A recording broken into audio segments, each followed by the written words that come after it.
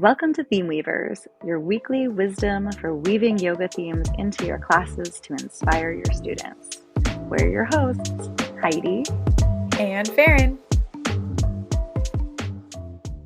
We are so excited to have you back for our 20th podcast episode. We have spent the last 10 or so episodes together going through the Yamas and the Niyamas, the ethical and moral principles that serve as the foundation of our yogic path.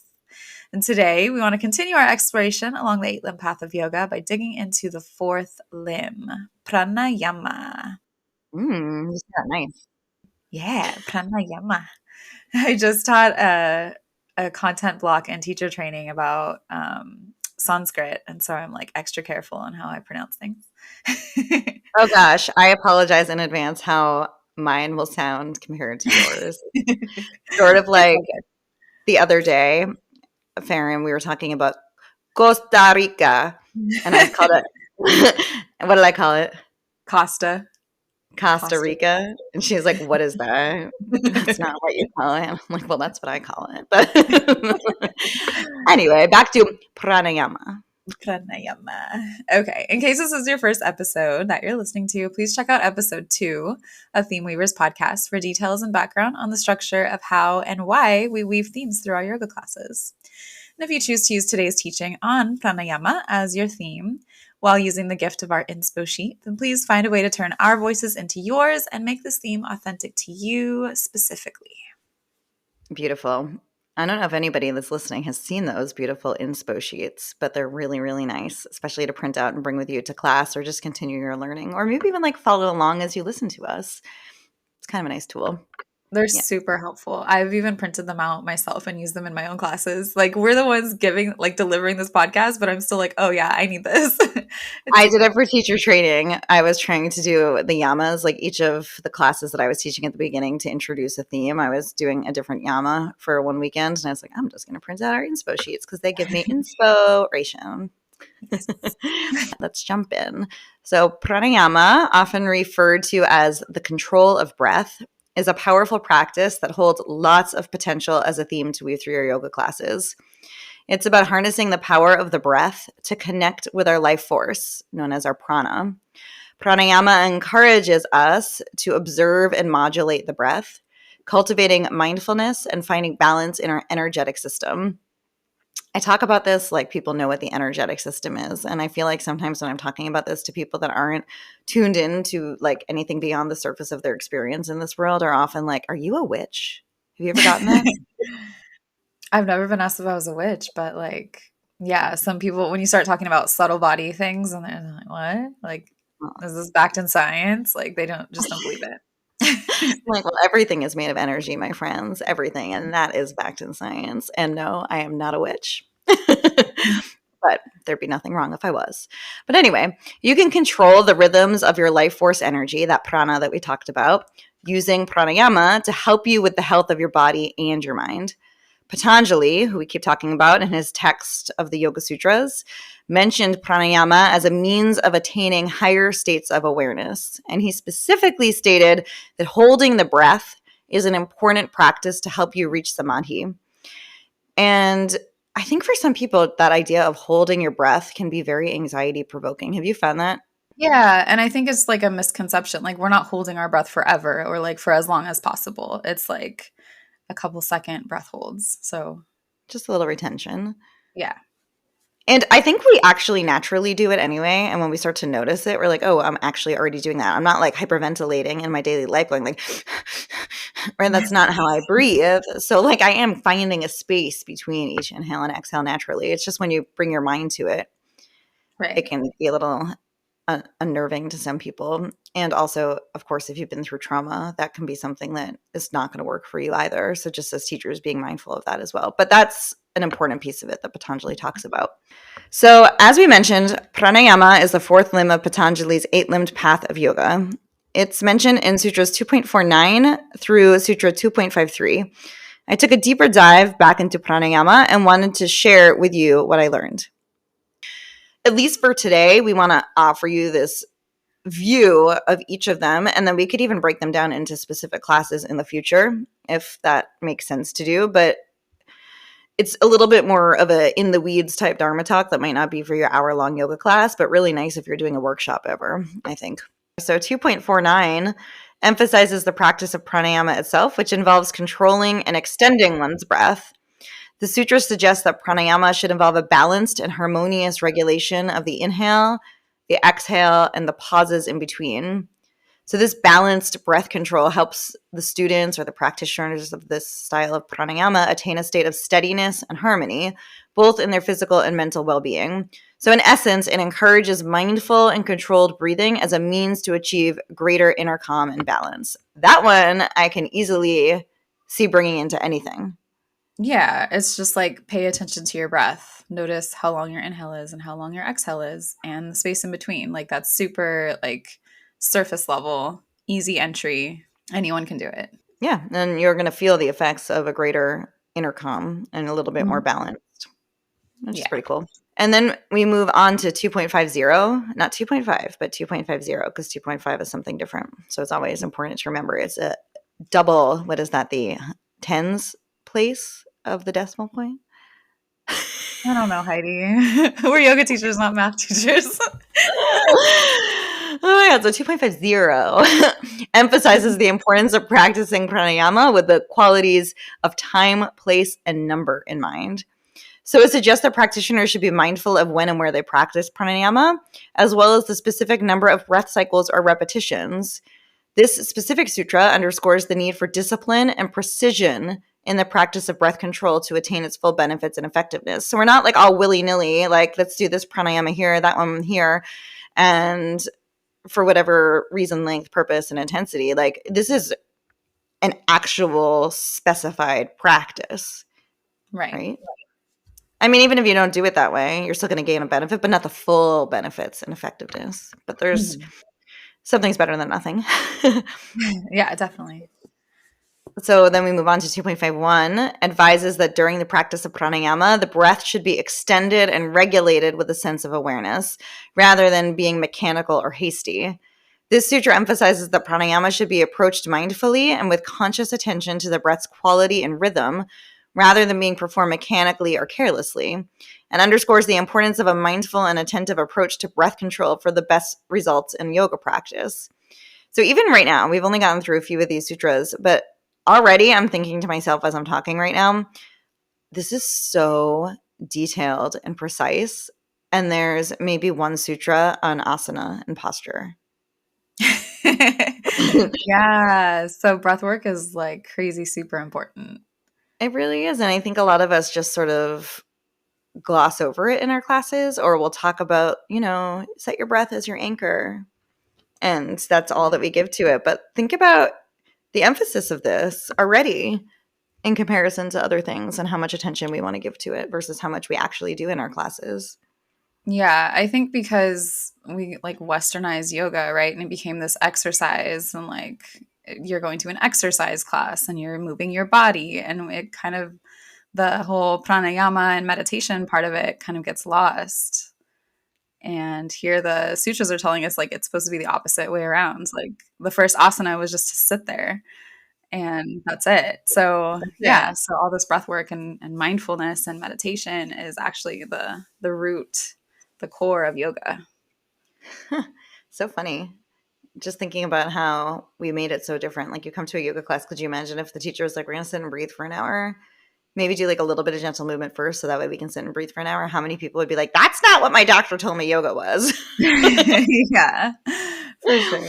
It's interesting. So anyway, 2.52 emphasizes that through the practice of pranayama, the veil covering their inner light becomes thinner. This sutra suggests that by consistently practicing breath control, pranayama, the obstacles and distractions that obscure our inner clarity and insight can be gradually removed. It symbolizes the idea that pranayama can help us access deeper layers of self-awareness and inner wisdom. Powerful. I like that. I just got like this image of us like breathing away that veil. Just like evaporate. Yeah, I had the image of like, in those little kid music class where they use those sort of see-through scarves. Yeah. That they throw around. I like pictured a pile of them on my head, and that each like type of level of awareness. Like, took another one off and another one off and another one off until all that's left was like my smiling face underneath. Yeah. I like it. I'm excited about this. I was like, we're doing an episode on pranayama, but now I'm like, okay, I'm into it. Let's go. Good. I'm glad. So let's keep going. 2.53 discusses the results of practicing pranayama, which is right up Farin's alley because we know she doesn't love to surrender to the results of our efforts. She's very result driven, right? So this suggests that when the practice of breath control pranayama is perfected, oh gosh, perfected. Do we talk about perfecting things in yoga? Ew. No. Well, when we perfect our practice, it leads to the cessation of the movements of inhalation and exhalation. Okay. In essence, the sutra points to the advanced stages of pranayama where the breath becomes extremely subtle and controlled, eventually leading to a state of breathlessness. This state is believed to bring about a profound inner stillness and heightened meditative experience. Okay, Farin, what? So, like those really great yogis, like they're like monks and like they do this all the time. So they have like crazy hours of practice.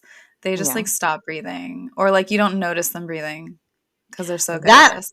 That I can get. Like the breath becomes so subtle that it just happens and you're like beyond that awareness. I can understand that. Yeah. But how do you not breathe? Then you're dead. Like my understanding is that by not breathing, your body stops working. Yeah, but it's like they breathe like one time an hour or something. I don't know. I need to Come do more on. research to that. An hour? It's crazy. I don't know. They just like go somewhere else. Okay. I think we might need to come back to this on another episode with a bit more research into that. Because what? Maybe it's a myth and a legend. It's like those people who like live without eating anything. I don't understand that either. Yeah, me either. Who knows? So pranayama, according to Pantajali, is a preparatory practice required prior to the more advanced techniques, which we'll talk about in future episodes, of pratyahara, which is withdrawal of the senses, dharana, concentration, and dhyana, meditation, leading to the ultimate stage of samadhi, which we'll refer to as enlightenment right now. So experiences in life can cause stagnation in our system, which blocks our energy. Have you ever experienced that where you're just like locked up and blocked energetically and you're just feeling lethargic or incapable of doing the things that you want to do? Yeah, just completely exhausted. No prana. No prana. I mean, it's in there, but it's pretty weak and starts to build up in an imbalanced way. Like you might have extra energy in one area and that's totally depleted a different area. Like it's not balanced or even in you. And then we start to feel fatigue, lethargy, and lack of direction or purpose in our life. This can be experienced as a general feeling of low energy, but it's also understood to be the root cause of disease by many. So have you ever noticed if you change how you breathe, you change how you feel? Does that happen to you? Yeah, for sure. Yeah, that's pranayama at its most simple form. I want to go back to this word disease because I have understood it differently in the past year or so when I saw it written as dis-ease. Yeah, dis-ease. Yeah. So the root cause of dis-ease, it doesn't mean like we think of disease as like an illness or sickness or whatever, but it's like actually the opposite of being easeful in our body. I don't know. It's just like a little different way to think about it. Changes things. I like that. It makes you feel like you're actually in more control to change yourself into a more easeful space and have a bit more say in the way that you live your life and experience when things are out of harmony and balance. Yeah. Cool. So this is a lot of information about pranayama. Yoga teachers, I'm curious, if you were to theme a class on pranayama, how would you do it? I personally think that you have a few options. You could choose to theme the class around a specific type of pranayama, for example, ujjayi breath. You could choose to theme the class around the idea of pranayama in general, or you could choose just one of the sutras. But for today's episode, let's focus on just teaching about and using pranayama as the theme itself. And in later episodes, we can always hop into themes for specific pranayama and specific sutras. Personally, this is a hard theme for me on its own like this, as when I teach about breath, I tend to teach about it as an anchor to the present moment or a way to still our thoughts, essentially theming the class around breath as a technique towards something else rather than breath work as a theme in and of itself. But that's what we are going to try to do today. What about you, Farin? Have you taught this before? I did, but I honestly don't remember exactly how I taught the class on pranayama. I think I just like gave an overview of like different techniques, and then I just chose one and was like, okay, we're gonna roll with this one throughout the class. So yeah, I don't know. It's a tough one to theme on. Yeah, I've done it like with the transitions between the breath, focusing on that and then relating that to like the transitions in your life and how we just gloss over them, but they're just as important as like the big things. That's good. And then like I like use the breath as that like link between, like, can you notice every space between like the kumbhak between each inhale and exhale? Just like we need to notice the space between the kumbhak, the pauses in our life between the big and the little things. Yeah, I like that. So I see that it can be like a powerful theme for classes. And it's important to also let our students know the problems that they can solve when they choose this practice of pranayama. So I feel like pranayama addresses a wide variety of problems in our daily lives. Like we already talked about it as a meditative tool to help still our minds and find calm. So yeah, so different pranayama can help us to manage stress and anxiety by calming the nervous system. And it can also enhance our ability to concentrate and find mental clarity. It's a helpful tool for regulating our emotions, fostering a sense of inner peace and balance. Have you ever felt incredibly stressed out or anxious and you just take a few slow, mindful, deep breaths and your entire inner landscape changes? Yes, I have. Cool. That's because our breath has this incredible power to shift how we feel when we pay attention to it. Wait, were you not asking me? Was that just a general question? Well, like, no, yeah, I was asking you because you're the only one here, but also it's like a question to the listeners just for them to like contemplate and think on too. So, no, yeah, for I can everybody. think of it specifically like when a child is driving me bonkers and I feel like I'm about to yell and like lose, like my cup has boiled over essentially. And I go like, like everything Yes. just like, all right, the boiling water went down a little bit. Yeah. I do that when I know I'm going to have to do like a challenging phone call or something. Like I take a deep breath as the phone is ringing. Or sometimes, I do the best meditation in my car when I like get home from work or from wherever I am and I pull into my garage and I'm still in my car. I like will sit there and just take a few breaths before like transitioning into like the next part of my life, which is inside of my house. And like I know that there's chores waiting for me. I need to cook. I need to do this and that. So like that is my favorite time to meditate, is just like breathe and find stillness before. I love that we're telling people that that is meditation. Yeah. I mean, it totally is. You don't have to like sit on a cushion and do nothing. Like sit where you can sit and breathe where you can breathe, which is everywhere, literally. Yes, in your car. And I'm glad that you said when you park your car in your garage. I was worried that you were going to say while you're driving, you close your eyes and you breathe. I didn't know No, where you in were my going with that. garage. What about in like a yoga class? Sometimes I'll see that people are really struggling, and you can notice this as a teacher when their breath gets a little bit labored or like they're red in the face, or just you can tell that they're not breathing at all. I'll throw in like a lion's breath where you take like a big breath through your nose and then you and stick out your Yeah, tongue. that's a good one. Oh, my dog liked that. She just jumped up and started giving me kisses on my lap. It just shifts the energy and like lets the prana move in people's lives. Oh my gosh, I wish all of you could see this. My dog It's is just literally, she never jumps up from onto my lap. Like she knows that's not what you do. She just jumped up and started licking my face.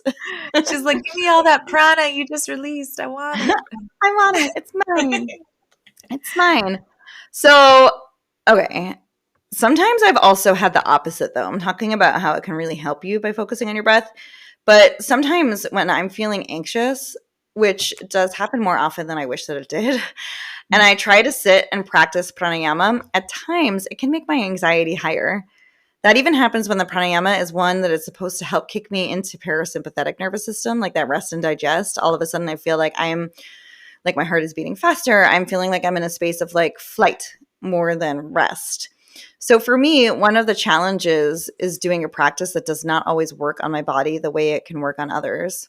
Mm-hmm. And at the yoga teacher training I'm in the middle of running right now at my studio, I did a few-hour workshop on pranayama, which Farin completely helped me with. Basically, I took one of her workshops and changed a little bit, but basically it was Farin's. And one of the things that we discovered when trying to teach each of these different pranayamas to each other was that each person had a totally different emotional reaction to the work.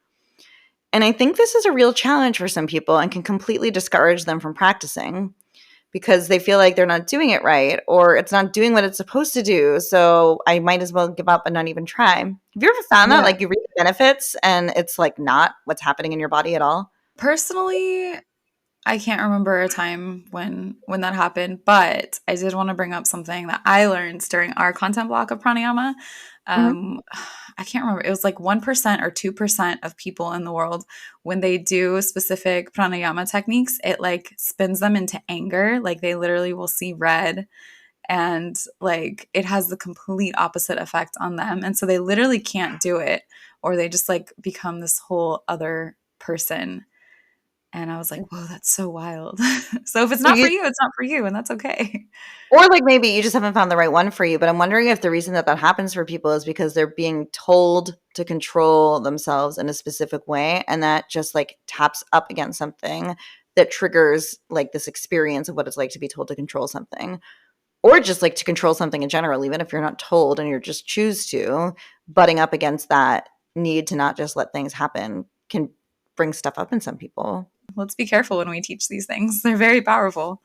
I think that's like where the trauma-informed lens really comes in for me, which is you can offer somebody a practice, but it's just an offering. And if it's not working for them, is it not working because they need to practice at it more and they know that they can gain the benefit? Or is it not working because it's butting up against a trauma or some experience that is re-triggering in a non-safe and uncaring way for yourself, and giving people the space to realize like you could just let this go and just like breathe normally. And that's okay. Like there's nothing wrong with that. Yeah. There's different practices for everybody. So it's an offering. All that we can offer our students is just, in fact, that, an offering. Right. Okay, so that's like one challenge for sure. And other challenges that can arise, I have found is that students might struggle with irregular breathing patterns or face physical discomfort when they start working with their breath, especially at first if you're not in shape with your lungs. like breathing deeply and fully and finding that retention between can be really physically challenging for some people. Additionally, it can be really challenging just to maintain focus and discipline in your pranayama practice amidst the chaos of our busy lives, our busy minds, our busy experiences. To stay focused on something is really hard. Doesn't mean you don't do it, but those are some challenges. Yeah, for sure. But fear not, the results of teaching pranayama are incredibly rewarding. As a teacher, you'll witness your students becoming more in tune with their bodies, their breath, and their minds. You'll see them cultivate a sense of inner calm and resilience. And most importantly, pranayama can serve as a gateway to a deeper, more profound yoga practice as it prepares the mind for meditation, which is the next limb on our yogic journey. Is that a spoiler alert? Spoiler alert. That's where we're going next. Next episode. Wait for it. So what would you then use if you are using pranayama in general as your thematic 3 lines weave through the class to keep people coming back to the theme? Yeah, I think these ones are kind of not easy, but like we already say them most likely as yoga teachers, is like come back to your breath. Oh yeah, I say that all the time. Yeah, all the time. Like even if breath isn't the theme. Right. Yeah, it's just something that we have to continually remind our students of. So it'll become more prevalent if you're teaching specifically on pranayama. So other than come back to your breath, you can also say, notice this inhale, notice this exhale, notice the space between each breath. And then maybe you can ask them a question. How does your breath impact the way you feel? Oh, I love that. So that way you can start to notice the energy within you and the shift that your breath is actually creating for you. Oh, yeah. How's the prana flowing? Right. It takes it like a level deeper than just noticing. It brings it more into that awareness. Yeah, I like it. I love it. So if you download our inspo sheet found at themeweaversyoga.com/episode20, we list all of these out for you. On that sheet, we include some inspirational quotes that remind us of the practice of pranayama, some songs that bring the theme to life, as well as mantras and mudras, other specific pranayama other than pranayama in general, postures and meditation to weave into your classes. So a peak pose suggestion, if you're taking this and bringing it right into your class, I wanted to choose a posture that allows students to integrate their controlled breath and inner awareness while emphasizing the expansion of the chest and lungs, especially because we talk so much about like bringing the breath down to your belly and expanding your belly.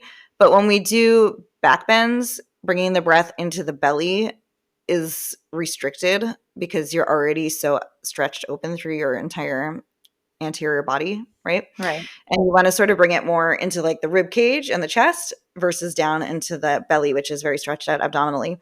So I thought a really excellent peak pose to consider is wheel pose, Urdhva Dhanurasana. It's a hard pose that is not accessible to everyone, but you can teach it in a way that works for either wheel or bridge. So when your students are starting lying on their backs, you can cue them to engage their breath consciously as they lift their body into their deeper back bend. And the pose itself encourages an expansion of the chest because it is a back bend, right? It's a heart opener. And it gives you the chance to focus on your breath, drawing it into the upper chest and heart area, which aligns with the theme of pranayama in general. And it challenges you to maintain controlled rhythmic breathing while in a challenging posture. And I think it's cool too when you're like in the pose, when you get to that final spot that you're like, I am fully in it, to recognize how the pose shifts with your breath. Don't just like get in it and get out of it. Notice that like on the inhales, your pose even like feels bigger sometimes. And on the exhales, you feel a softening. And then in the next breath in gives you more space to get bigger again, right? Like it ebbs and flows with your breath as well. Mm-hmm. Yeah. Yeah. And if you're going to do wheel, obviously you need to warm up with preparatory poses and back bends to make sure you have the necessary flexibility and strength. And throughout class, you can then encourage your students to synchronize their breath with their movements. So like I just said, they inhale as they lift into a pose and maybe exhale as they release. And then when they're in that peak, they can deepen that connection to the breath, feeling that expansion of their chest and experience the meditative quality of pranayama, even in a physically demanding posture. It's a super powerful way to reinforce the theme of breath control and awareness throughout the class, don't you think? Yeah. Yeah, I really like that. I wouldn't have even thought about that pose as a peak posture for pranayama. So I like this perspective. Well, thank you. My idea, I think the way that I've taught it before is like, especially in twists, when you exhale, you can twist a little bit deeper because then you're like empty of breath. And so I tell people like we're in a basic like seated twist. And I'll be like, notice when you inhale, you get out of your twist, even if it's just a little bit, like because you're inhaling and you are expanding. And so you have to get a little tiny bit out of your twist, but then as you exhale, you can deepen your twist. So I tell them like, just notice that your breath is also helping to like move your body, even if it's just a subtle motion, that you can't just like stay still and locked in because then you're not really like breathing fully. I like that too. And also bringing in like the axial extension, right? Like with the inhale, you get even taller and the exhales, you evolve even deeper also. So finding that connection of movement with your breath. I love it. So how do you wrap it up then? So as you get ready to step off of your mat and walk into the rest of your day, this is, of course, what you're going to tell your students at the end of your class.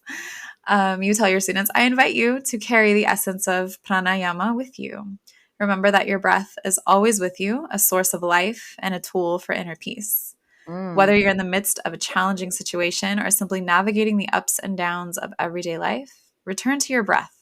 Let it guide you, let it calm you, and center you. Use the mindfulness you've cultivated today in class to stay present, stay connected, and stay rooted in the gentle rhythm of your own breath. I feel like just listening to you say that, I just like completely grounded and was really tapped into the way that my breath was making me feel. Yay. Like just from hearing you wrap it up like that, even without moving my body, I just shifted my whole experience of sitting here. I love it. Imagine just walking out of a yoga class feeling like that. It's the best. Yummy. Exactly the word I was thinking. Yummy. All right. So you can go to our website, themeweaversyoga.com/episode20. The link will also be in our show notes, and request the inspo sheet for pranayama to help you bring this theme alive in your own voice, in your own practice and teaching. Then please reach out to us on Facebook, Instagram, or email and let us know how it lands with your students. We're here to support you, fellow yoga teacher, in your class preparation and delivery, so let us know how we can be of the most support. Yes, and please tune in next week for another episode of Theme Weavers, where we will help you feel prepared to go on and inspire your students in your next class. If you are unsure on the structure of how to weave your theme throughout the class, please always remember you can go back and listen to episode 2 of Why Weave, the importance of threading intention into your yoga for background and inspiration. And until next time, Farin, we weave you in peace.